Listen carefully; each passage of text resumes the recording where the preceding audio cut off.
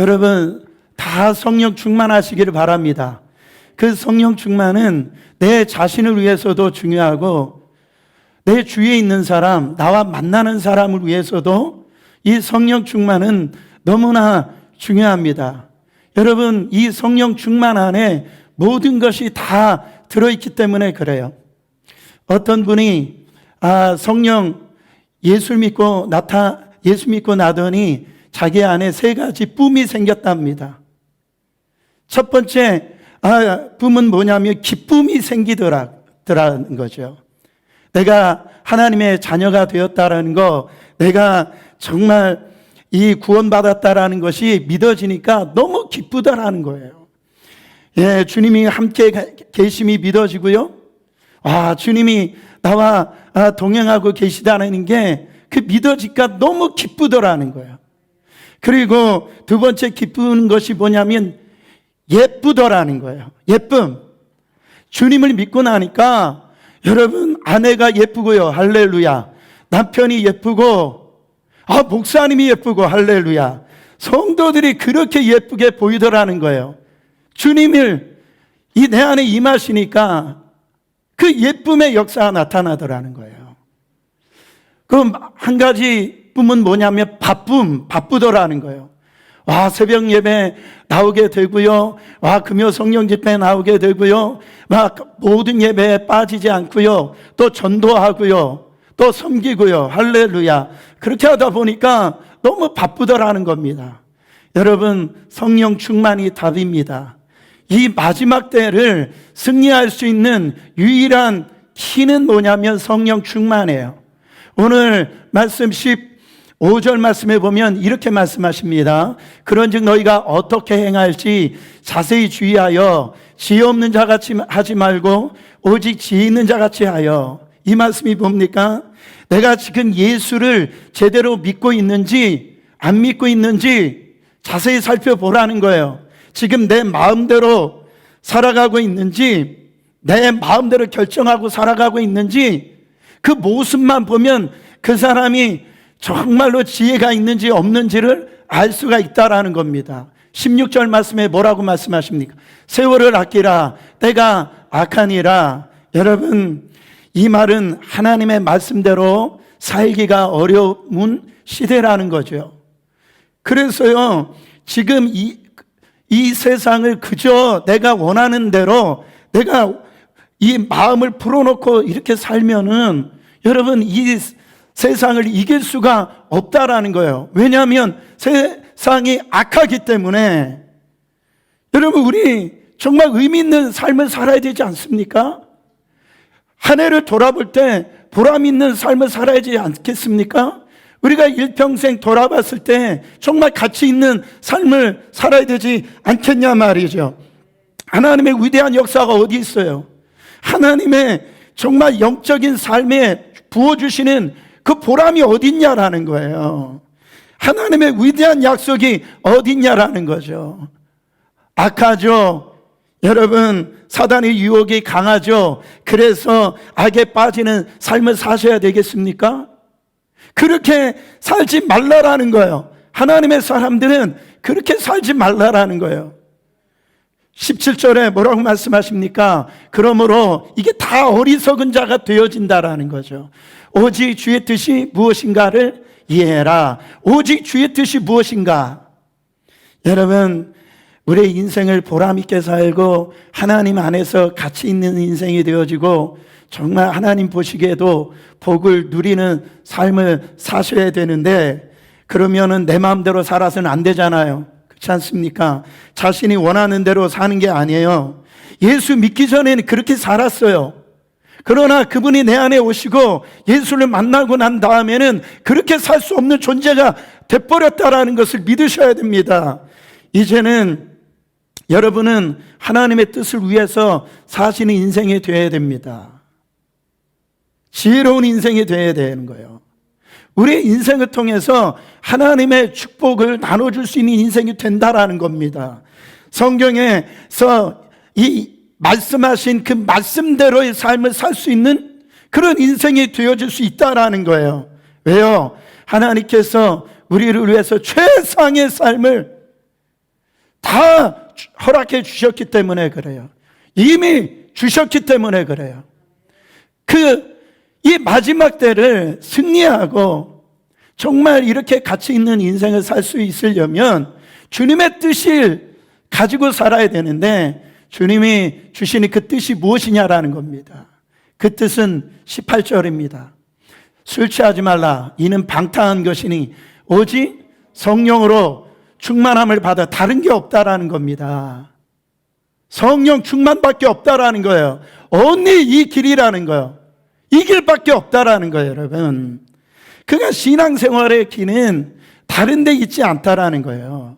여러분, 술 취하는 거하고 성령 충만하고 이게 두 가지 비교한 것은 이 대비점도 있고 여기 유사점도 있기 때문에 이 두 가지를 같이 지금 우리가 이해하기 쉽도록 이렇게 말씀을 하고 계신 걸 볼 수가 있습니다. 여러분, 먼저 예수 우리 믿기 전의 삶은 뭐예요? 술입니다. 육신의 삶의 특징이 뭐예요? 술이에요.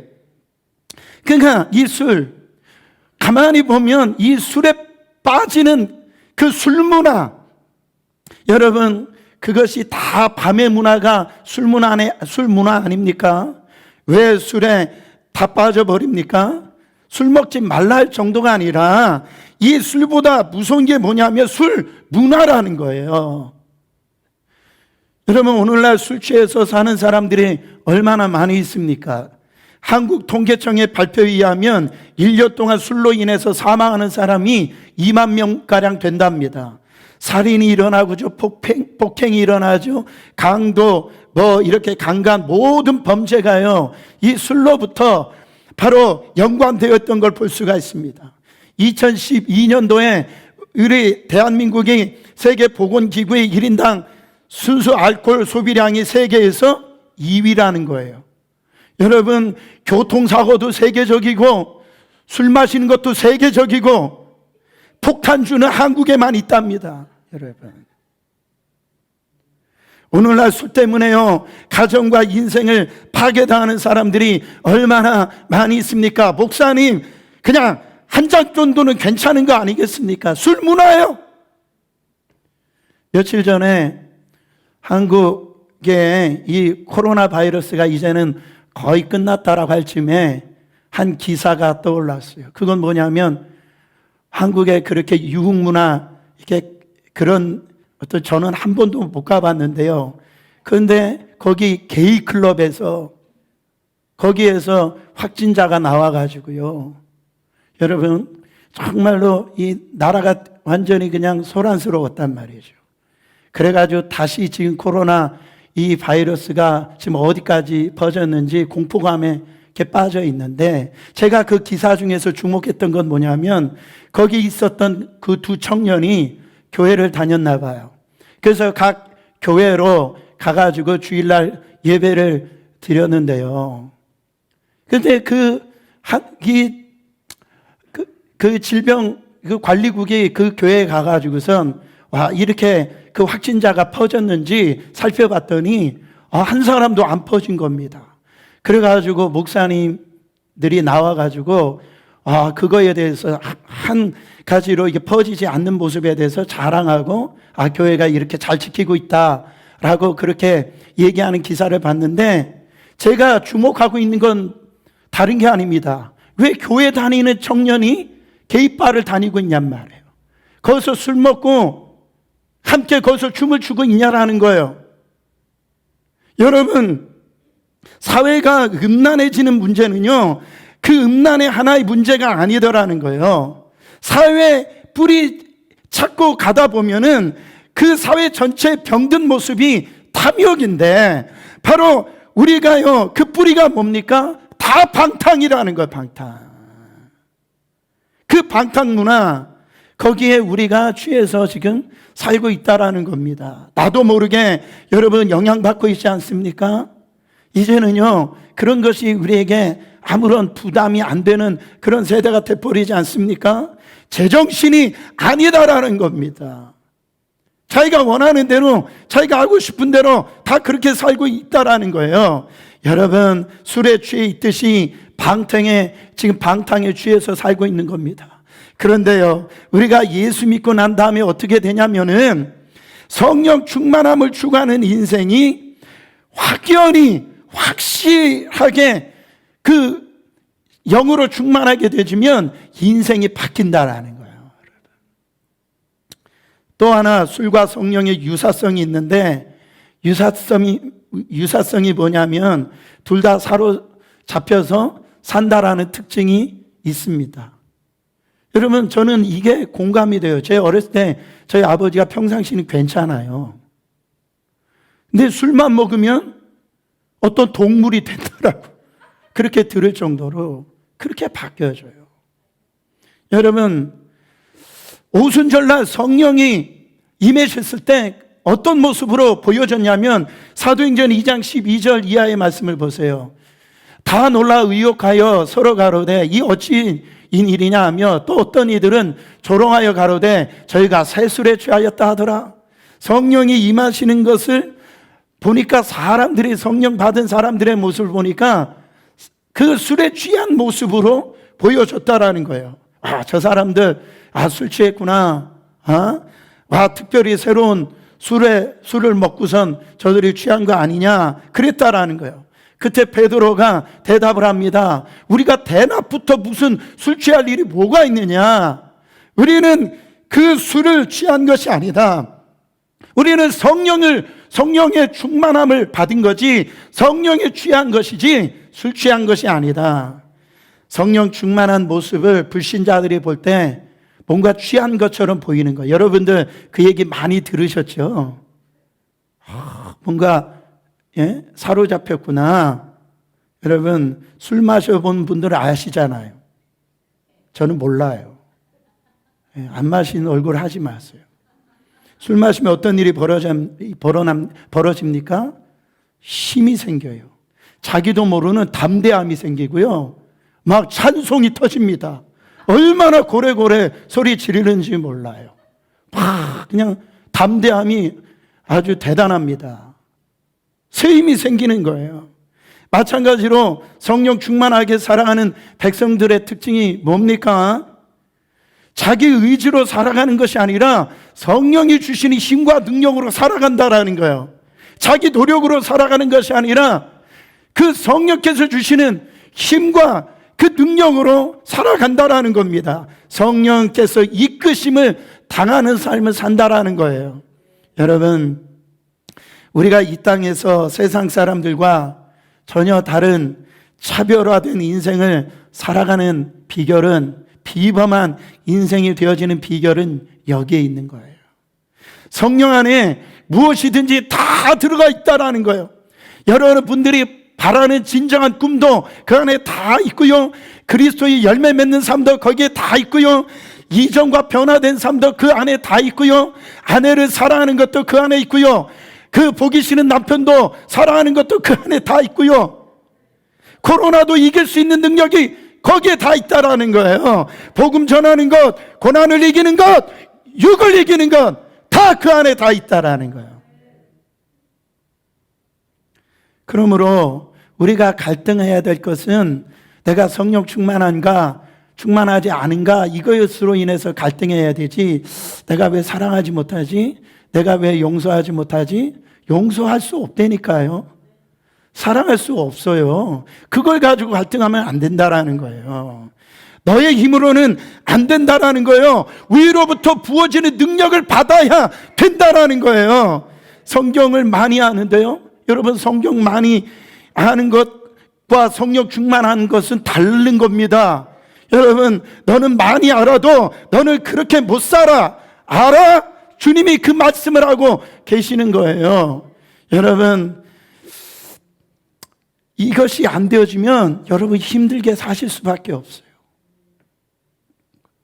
성경 말씀을 알고 좋은 설교를 들었어요. 여러분, 좋은 설교 듣기 위해서 이렇게 예배를 드리고 계시는 겁니까? 좋은 설교로 변화의 역사가 안 일어나요. 그것대로 살려고 몸부림쳐봐도 안 되잖아요. 그러면 우리는 질문을 하죠. 왜 주님? 왜 나는 말씀대로 못 살아요, 주님? 아니, 왜 주님 저는 죄를 지어야 돼요? 왜 저는 왜 이래요, 내가 왜 이렇게 까다로워요? 왜 사랑이 없어요? 왜 다른 사람 미워하고 판단하고 정죄하면서 왜 내가 그렇게 살아야 돼요? 왜 우리는 똑같은 태도로 똑같은 습관을 이기지 못하고 있습니까? 그런 질문을 한단 말이에요. 그렇게 사는 것은 하나님이 원하시는 플랜이 아닙니다. 우리를 향하신 하나님의 뜻이 아니에요. 주님은 너는 지금 싸움이 잘못됐다라는 겁니다. 그것으로 쌓여봐야 안 된다라는 거예요. 성경을 알지만 너는 안 되잖아. 그렇게 예배를 드리지만은 너 안 되잖아. 너희가 안 되기 때문에 이미 내가 너희 안에 다 주었다라는 거예요. 그 문제는 너와 성령님과의 관계의 문제라는 겁니다. 여러분, 하나님은 우리의 일을 우리가 예수 믿고 난 다음에 네가 알아서 해라, 그렇게 하시지 않았어요. 이미 다 주셨다라는 거예요. 성령께서 바꾸시고요, 성령께서 변화시켜 주시고요, 성령께서 다 하신다라는, 그게 키라는 겁니다. 여러분, 그러면 여러분 질문을 해야 됩니다. 그러면 우리가 어떻게 해야 되는 거예요? 금년을 지나고 볼 때 성령 충만함으로 사는 것이 얼마나 감사합니까? 부족한 저를 이렇게 축복해 주시고요, 정말로 어떻게 이렇게 기적적인 이 은혜스러운 내가 찬양을 돌릴 수 있는 사람이 되냐고요. 여러분, 신앙생활 하다가 죽기 전에 주님의 말씀이 맞았구나, 이런 고백을 해야 되잖아요. 근데 죽기 전에 자녀들을 불러놓고 얘들아 나처럼 살지 마, 그것은 아니잖아요. 여러분, 신앙생활 해봐야 안 되는다, 그렇게 교회 다녀도 소용이 없어, 하나님도 별 수 없어. 여러분, 하나님의 말씀이 여러분 어디 있는 겁니까? 어디 있습니까? 우리가 안 되는 거지 하나님이 안 되시는 게 아니에요. 말도 안 되는 소리예요. 지금 무슨 소리 하냐는 거예요. 여러분, 처음 우리가 예수 믿을 때는요, 얼마나 다이내믹했습니까? 그렇죠? 막 예배 드리고 싶었어요. 그냥 얼마나 만나는 사람마다 막 사랑하고 싶잖아요. 그리고 전도하고 싶었어요. 얼마나 하나님 앞에 막 드리고 싶었어요. 할렐루야. 여러분, 제가 전도사 사역을 할 때 한국에서요, 제가 전도했을 때 전도하신 분이 뭐라고 얘기하냐면, 전도사님 왜 주일밖에 예배를 안 드리나요? 그래가지고 제가 놀래가지고, 그러면 얼마나 드려야 되냐고 제가 물어봤더니, 전도사님 매일 예배 좀 드려주세요. 그래가지고 제가 몇 달 동안 그 몇 분하고 매일 예배를 드려줬다니까요. 여러분, 지금은 매일 예배 드린다라 하면 안 와요. 오라고 해도 안 와요. 정말 예배를 매일 드려보세요. 목사님 바쁜데요, 내가 힘든데요, 나 돈 벌어야 되는데요, 왜 그래요? 여러분, 옛날에는요 다 캔슬하고요 예배를 드렸어요. 원망 불평이 없었어요.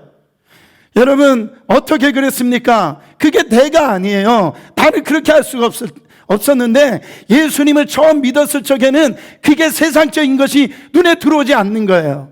주님이 우리 안에 생수가 그냥 넘쳐버리는 거예요. 여러분, 제가 고등학교 다닐 때 저희 고등부가 학생들이 참 많았는데요, 제가 한 부서 처음에 시작할 때 25명인가로 시작을 했는데, 몇 달 지나가서 100명 이상이 돼버린 거예요.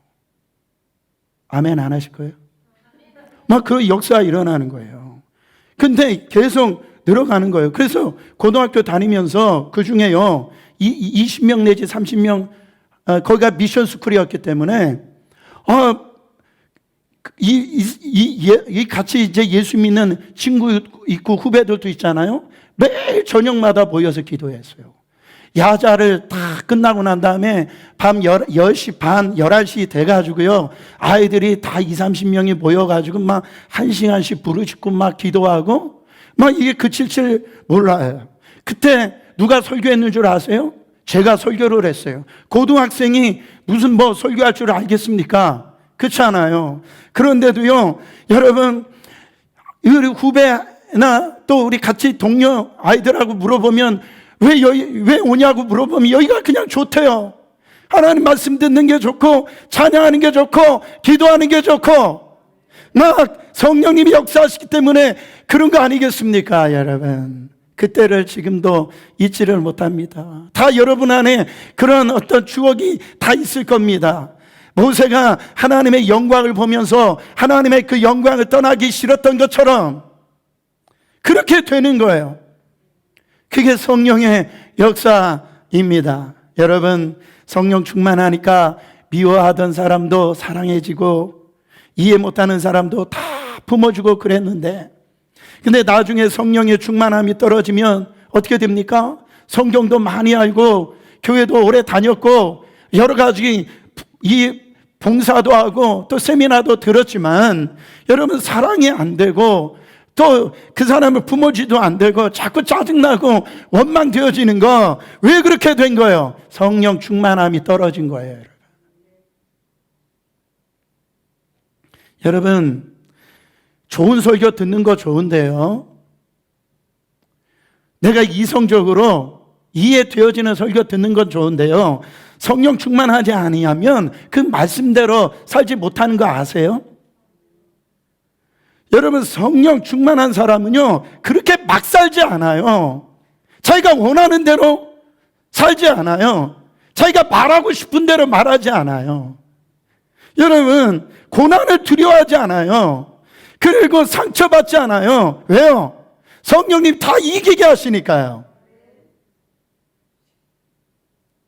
저는 이 교회 온 이후로부터 정말 한 번도 빠지지 않는 그 기도가, 하나님 앞에 무릎 꿇고 기도하는 것이 뭐냐면, 우리 어린양 교회가 사람이 많지 않을지라도 초대교회와 같이 성령의 충만한 교회가 되게 하시고 성령이 충만한 성도들이 되게 하여 주시옵소서. 이게 얼마나 중요한지 몰라요. 찬양할 때도 성령 충만한 찬양, 여러분 헌신할 때도 성령 충만해서 헌신하고, 전도하고 선교할 때도 성령 충만하고요. 여러분, 이거 놓치면 큰일 나는 거예요.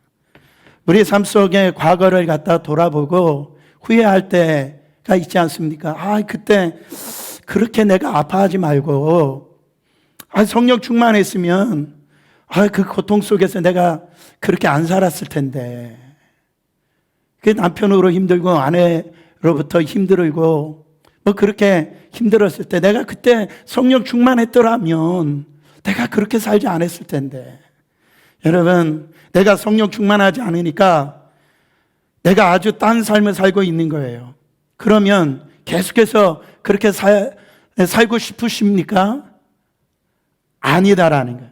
주님은 말씀하세요. 그거는 주님의 계획이 아니다라는 거예요. 나의 계획이 아니다라는 거예요. 나의 자녀들이 왜 그렇게 살아야 되냐라는 거예요. 속지 말라라는 겁니다. 근데요, 놀라운 것은 우리가 예수 믿을 때에 여러분 성령님을 이미 선물로 각 사람에게, 여러분들에게 다 주셨어요. 이미 모든 것을 다 주셨다라는 겁니다.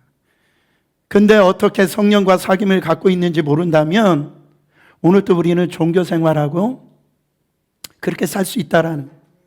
요한복음 4장에 보면 수가성 여인의 사건이 나옵니다. 가늠한 여인입니다. 현장에서 잡혔어요.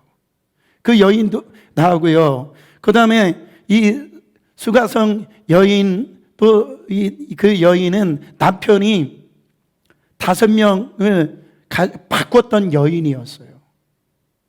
근데 지금 살고 있는 남편도 보니까 만족이 안 되는 거예요. 낮에는 물길로 나올 수가 없거든요. 해가 뜨거워서. 이 여인인 낮에서 물길로 나와서 그 자기 인생의 목마름을 지금 찾고 있는 것을 볼 수가 있습니다.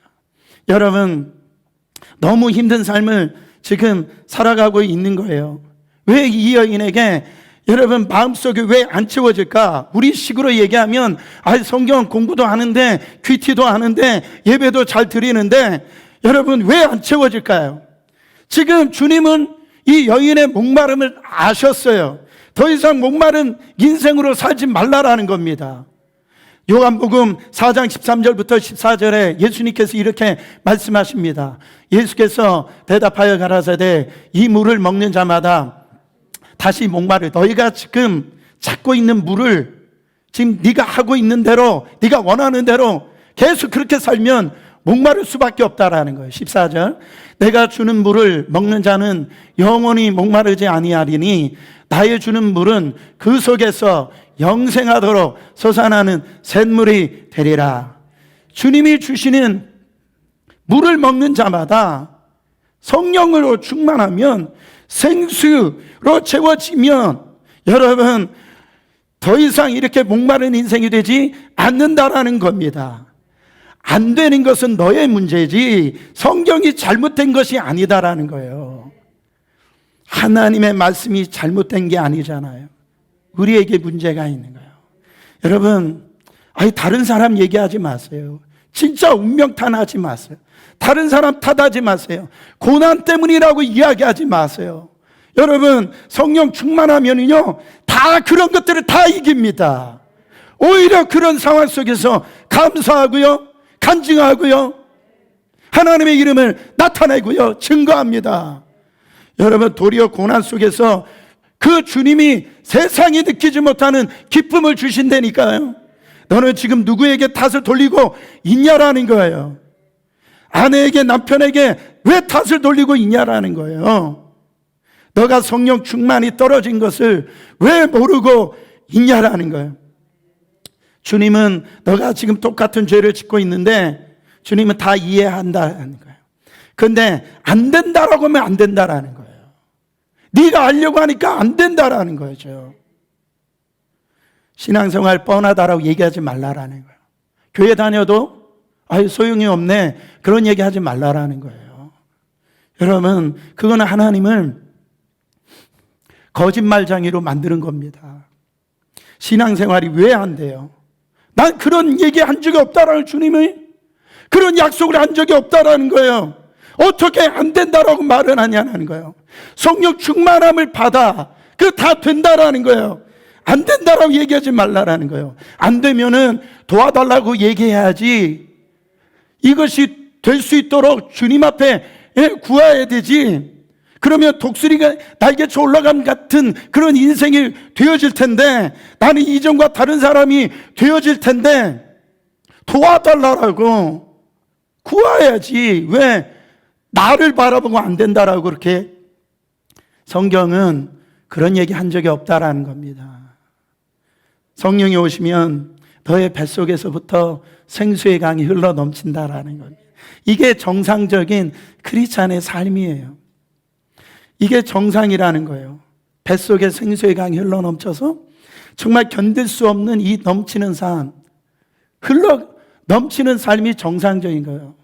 근데 우리는 그런 흘러 넘치는 삶을 우리가 보지도 못했고, 그것이 이제는 회복이 안 되기 때문에 그런 삶이 당연한 삶인 줄 그렇게 착각하고 살고 있는 거예요. 넘어지는 게 당연한 것인 줄 알고, 상처받는 게 당연한 것인 줄 알고, 미워하는 게 당연한 것인 줄 알고, 그렇게 당연하신 줄 알고 그렇게 사는 겁니다.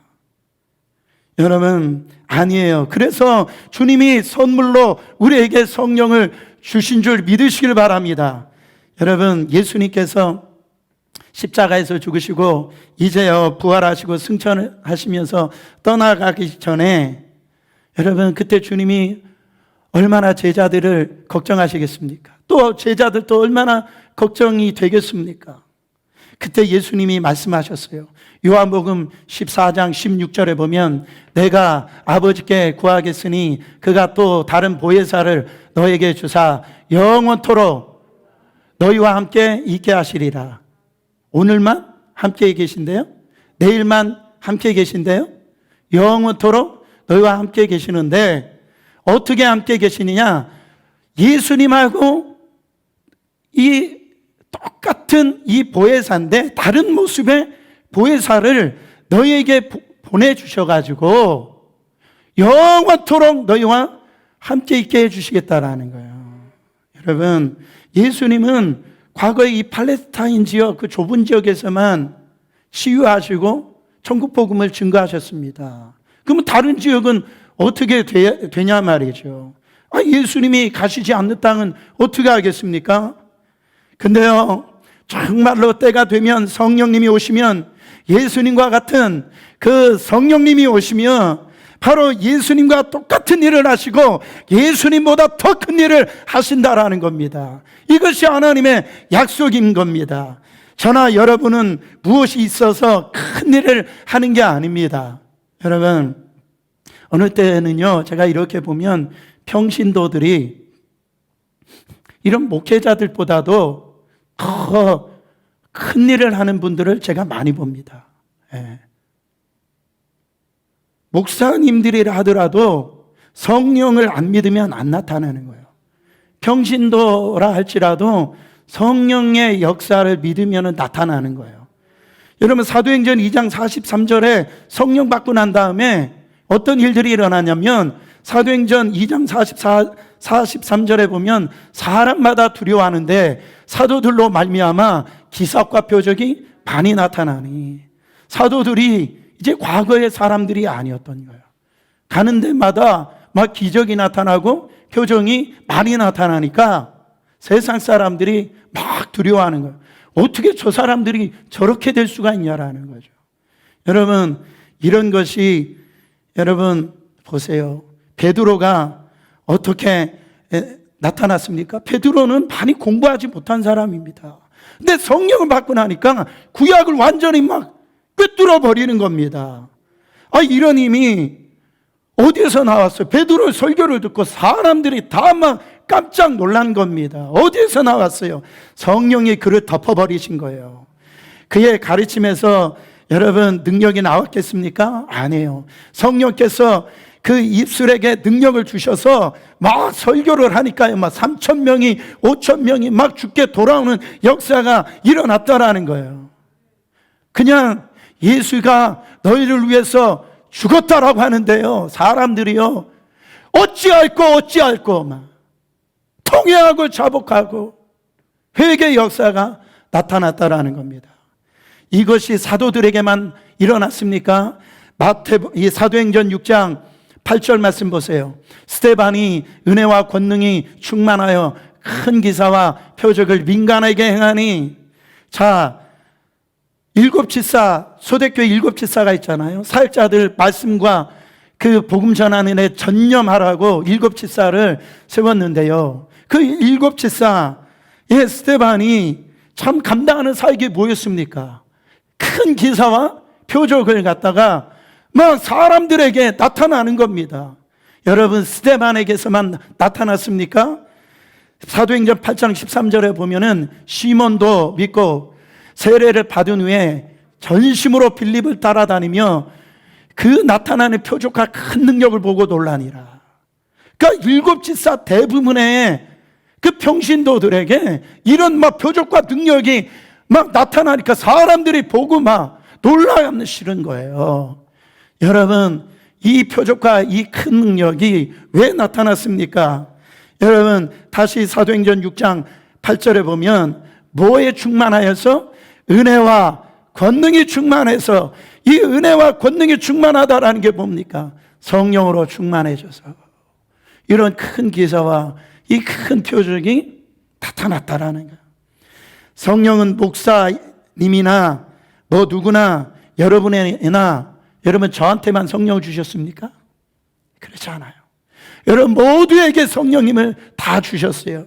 그러나 그것을 믿지 아니하면 우리에게 아무런 역사가, 아무런 변화가 일어나지 않는다라는 거예요. 여러분들이 이것을 믿으면 여러분이요 변화되어지고요, 수많은 사람들을 살릴 수 있고요, 영향력을 끼칠 수 있고요, 여러분들의 자녀를 살릴 수 있고요, 여러분의 아내와 남편을 다 살릴 수가 있다라는 거예요. 교회도 살릴 수가 있다라는 거예요.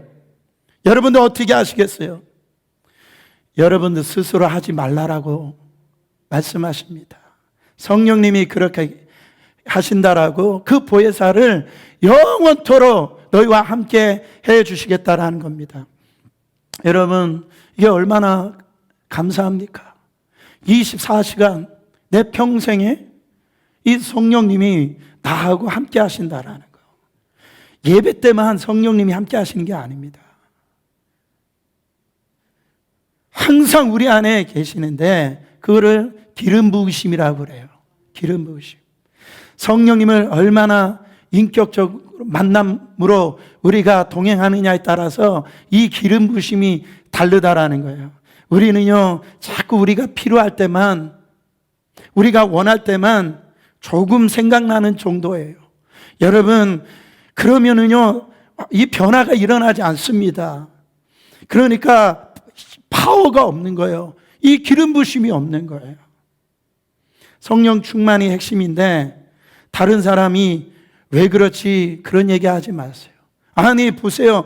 여러분이 성령 충만하면 되는 거예요. 아니 나도 안 변하는데 다른 것들을 어떻게 하자는 거예요. 남편이나 자녀들 변화시키려고 하지 마세요. 자기도 안 변화되면서 누구를 변화시키냐 말이죠. 여러분이 성령 충만하면, 내가 성령 충만하면 그 변화의 역사가, 파워가, 영향력이 나타난다라는 거예요. 여러분, 예수님의 말씀이 이해가 되세요? 예수님은 우리를 보고 전 세계로 나가라는 겁니다. 아, 누가 예수를 믿겠고, 누가 예수의 부활을 믿겠으며, 누가 예수님이 메시아라는 것을, 여러분 누가 예수님이 구원자라는 것을 무슨 방법으로 하겠냐라는 겁니다. 그분이 다 하시겠다라는 거예요. 지금 다 그 역사가 지금 일어나고 있지 않습니까? 주님이요, 예수가 우리 안에서 그가 친히 역사하고 계시지 않습니까? 너는 걱정하지 말라라는 거, 내가 다 해준다라는 거예요. 여러분, 전도가 안 되는 것은 여러분의 메시지가 부족한 게 아닙니다. 뭐 박사라고 해서 전도 잘합니까? 그렇지 않아요. 아무리 좋은 메시지를 가지고 가도 상대방이 꼼짝도 하지 않는단 말이에요. 근데요, 성령님이 딱 나타나시면은 그가 갑자기 막 눈에서 눈물이 나오는 거예요. 왜 그래요? 성령님이 그 자리에 그곳에 계셨기 때문에 그래요. 성령 받아라, 성령 충만해라. 왜 자꾸 계속해서 이것을 다시 점검하냐면 그게 중요하기 때문에 그래요. 사도 바울이 사역적으로 보면 예수님보다도요 엄청난 사역을 감당했습니다. 예수님은 팔레스타인 지역에서만 이런 삶을 사셨지만 이 사도 바울을 통해서 교회를 세우고요, 모든 이 로마를 뒤집어 놓고 유럽을 완전히 뒤집어 놓았어요. 그래서 사도 바울이 한 것입니까? 성령님이 하신 거예요. 여러분, 여러분이 예수님보다 큰 일을 하실 수 있어요, 없어요? 여러분, 물론 할 수 있단 말이에요. 그러나 여러분으로는 못해요. 예수님 때는요, 카톡이 어디 있습니까? 예수님 때 인터넷이 어디 있어요? 여러분, 지금 그냥 뭐 온라인에 100만 명 조회수가 있는 거 아세요? 아니, BTS라고 하는 이런 가수들은요, 막 1억 뷰, 10억 뷰 이렇게 넘어가 버려요. 이거 어떻게 설명할 수 있어요? 예수님도 못할 일을 우리가 할 수 있다니까요. 요한복음 14장 12절 말씀 보세요. 내가 진실로 진실로 너에게 이르노니 나를 믿는 자는 내가 하는 일도 그도 할 것이요 또한 그보다 큰 일도 하리니 이는 내가 아버지께로 간 이유가 여기 있다라는 겁니다. 여러분, 안 된다라고 얘기하지 말라라는 거예요. 안 되니까 되게 해달라고 기도해야죠. 성령에 사로잡히는 삶을 살게 해달라고, 내 안에 성령의 기름 부으심을 부어달라고 기도해야 되지.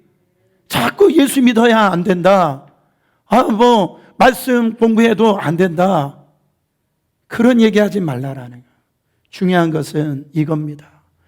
여러분의 일상 가운데 있어서 그분과 어떤 관계를 지금 맺고 있냐라는 거예요. 그게 문제예요. 여러분들이 다 결정하셨잖아요. 여러분들이 하고 싶은 대로 다 하셨잖아요. 여러분들이 말하고 싶은 거 다 말하셨잖아요. 어디에 성령님이 계세요? 충만하지 않는 상태에서 지금 우리가 지금 살고 있는 겁니다. 그러니까 no power, 영향력이 없는 거예요. 교회들이요, 아무리 많아도, 아무리 사람 숫자가 많을지라도, 여러분, 세상 사람들이 왜 영향을 받지 못하는 줄 아십니까? 세상 사람들과 수준과 똑같이 살고 있으니까 영향을 못 받는 거예요. 세상을 이길 수 있는 그 능력이 없는 거예요. 그래서 능력이 나타나지 않는, 그냥 좀 흉내내는 정도로 그렇게 살고 있는 겁니다, 여러분. 결국은 뭔지 아세요? 지금 누가 누구를 소유하고 있느냐의 문제예요. 여러분, 저도요, 안수를 하면 막 이렇게 사람들이 치유를 받고요, 어느 때는 뭐 안수 기도하면 넘어지는 사람도 있어요. 여러분, 그거는요, 성령 충만이 아니에요. 그렇게 넘어지는 것은요, 성령 충만과 다른 겁니다. 여러분 잘 보세요. 성경 공부했어요. 좋은 말씀 들었어요. 막 좋은 거예요. 하나님 뜻을 알아요. 그런데도 이것을 나갔을 때 불신자하고 똑같은 행동을 하는 거 여러분 아세요?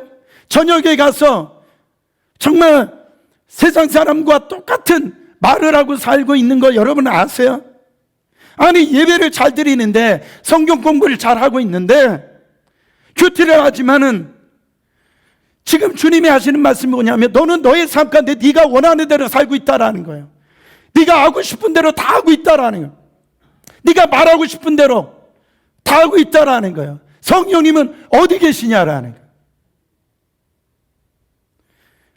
주님은 너의 10가지 전부를 지금 나에게 달라라고 하는데 다 준 적이 없다라는 거예요. 너가 결정하고, 너가 옳다라고 하고, 내 마음대로 하고, 나에게 물어보지도 않고, 그렇게 살고 싶은 생각이 없으면서 안 된다라고 얘기하지 말라라는 거죠. 주님은 이미 성령 안에서 다 주었다라는 거예요. 여러분, 이 컵이 있는데, 지금 물이 한 80% 채워져 있거든요. 근데, 여러분, 우리는요, 80%는 우리 마음대로 살고요, 그 20%만 주님 앞에 해결해 달라고 그렇게 신앙생활하고 있는 거 아세요? 그러니까 내가 지금 말씀대로 살고 싶지도 않으면서 주님 앞에 정말로 말씀 안에서 내가 엎드리고 싶지 않으면서 그냥 안 된다라고만 얘기하는 거예요. 성령님은 인격이세요. 여러분, 그렇게 살면 성령 충만은 오지 않아요. 은혜는 주세요. 예수를 믿고 구원받는 은혜는 주시는데, 여러분, 여러분들의 삶을 통해서, 여러분을 통해서 영향을 받는 사람은 없을 겁니다. 여러분들은 계속 힘들게 사셔야 되고요, 계속 어렵게 사셔야 되고요, 그게 당연한 것처럼 그렇게 산다라는 겁니다. 별거 아닌 거 가지고 기분 나빠야 되고요, 여러분 계속 방황하게 되는 거예요. 주님은 그것이 나의 플랜이 아니다라는 거예요. 나의 뜻이 아니다라는 거예요, 여러분. 여러분, 성령 충만함을 받으면은요, 아내가 뭐라고 해도 괜찮다니까. 남편이 술 먹고 들어와도 괜찮다니까. 여러분, 주님은 예수 믿고 하나님의 자녀가 바로 천국에 가는데, 그것 가지고 만족하지 말라라는 거예요. 그러려고 하면 벌써 천국으로 주님이 데려가셨죠. 왜 이 땅 가운데 남겨놓으셨냐? 그냥 조금 은혜 받고 그 수준에서 만족하지 말라라는 겁니다. 성령님으로 채워지면 사랑하는 사람이 되고요, 인내하는 사람이 되고요, 할렐루야, 용서하게 될 것이고요, 너의 비즈니스 문제도 해결될 것이고요, 능력이 나타나고요, 너가 얘기할 때 다른 사람들이 막 뒤집어지는 역사가 나타난다라는 거예요. 왜 안 된다라고 얘기하냐면, 여러분, 주님은 성령 충만한 사람을 통하여서 다른 사람에게, 세상에게, 믿지 않는 자들에게 지금 그거를 보여주고 싶으신 거예요. 이 마지막 때에 그게 지혜라는 겁니다. 하나님의 뜻이라는 거예요. 여러분, 근데 우리는 주님, 우리 부부관계 no touch, 자녀 문제 내가 알아서 할게요, 사업 내가 알아서 할게요. 주님은 뭐라고 말씀하신 줄 알아요? 아세요? 내가 나보다도 더 똑똑하다는 말이냐? 주님은 나는 하나님이라는 거예요. 시작과 끝을 내가 다 만들었다라는, 폭풍우가 올 것을 다 알고 있다라는 거예요. 그것을 이길 준비를 내가 지금 다 하고 있다라는 거예요. 그런데 너가 결정한다면 어떻게 하냐라는 거예요. 성령님이 어디 계시냐라는 거예요. 지금 최상의 것들을 놓치면서 살고 지금 있는 것을 왜 모르고 있냐라는 겁니다. 저는요, 지금 이 코로나 이런 환경 가운데서 저의 계속해서 기도는 그거예요. 우리 사랑하는 성도들, 성령 충만한 삶을 살지 않을까 봐, 성령의 기름 부으심이 떨어질까 봐, 내가 원하는 대로 살까 봐, 내 습관적으로 살까 봐. 여러분, 성령 충만하면 변화가 일어납니다. 상처요 품어줍니다. 연약함이요 능력으로 나타내 주실 거예요. 하나님의 약속이라는 겁니다. 여러분 때문에 바로 주님 앞에 헌신한 사람이 얼마나 있습니까? 여러분 자녀들 여러분 때문에 엄마 아빠 신앙 때문에 참 엄마 아빠 신앙생활 참 멋있어요. 대단해요. 기적이네요. 이렇게 나와야 정상이죠. 그렇죠? 여러분 배우자가 여러분 인정하십니까? 여러분의 자녀들이 여러분 인정하고 계세요? 여러분 교인들이 여러분의 얼굴을 보고 인정하시냐 말이에요. 여러분의 태도를 보고요, 여러분의 말을 보고요, 얼굴을 보고요, 여러분의 헌신도를 다 보고요. 만약에 그렇지 않다고 한다면 성령 충만한 거 아니에요. 성령 충만하지 아니하면 여러분요 과거나 지금이나 앞으로나 똑같을 겁니다. 그 이상을 벗어나지 못해요. 성령님이 움직이세요. 여러분 오늘 이 시간은 고백을 해야 할 겁니다. 성령 충만할 때 이런 세상이 있구나. 내가 이렇게 정말 축복받는 인생이 될 수 있구나. 나를 통해서 하나님의 역사를 정말 경험하며 살면서 놀라운 하나님의 그 복을 누리면서 사는 존재가 될 수 있다는 게 그 기쁨을 여러분 느끼실 겁니다. 찬양이 터져나가고 감사가 터져나가고 기쁨이 막 터져나오는 그런 인생을 살 수 있을 줄 믿습니다. 여러분 이 시간에 왜 신앙이 안 풀리고 왜 화가 나고 왜 고집세고 왜 은혜는 받았다라 하는데 남에게 영향력을 못 주고 기적적인 삶은 성경에서 나타나는데 왜 나의 삶에서는 안 나타나요? 이제 알았어요. 성령님, 저 성령 충만하기를 원해요. 저를 좀 만져주세요. 주님, 저를 통치해 주세요. 성령으로 기름 부어주세요. 이 시간에 사모하시면서 이 찬양을 주님 앞에 올려드리고 같이 성령 충만 받기 위해서 기도하겠습니다. 성령 하나님, 성령 하나님 나를 만지소서. 상하고 깨어져 지친 나를 새롭게 하소서. 성령의 바람 시들이 내 영 살리소서. 성령 하나님 다시 한 번 더. 성령 하나님 나를 만지소서. 나를 만지소서. 상하고 깨어져 지친 나를 새롭게 하소서. 성령의 바람 시들이 내 영 살리소서. 주님 임하소서.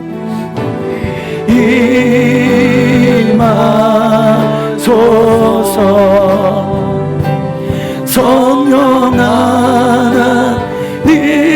하나님이시여 지금 이곳에 임하소서. 바람처럼 불처럼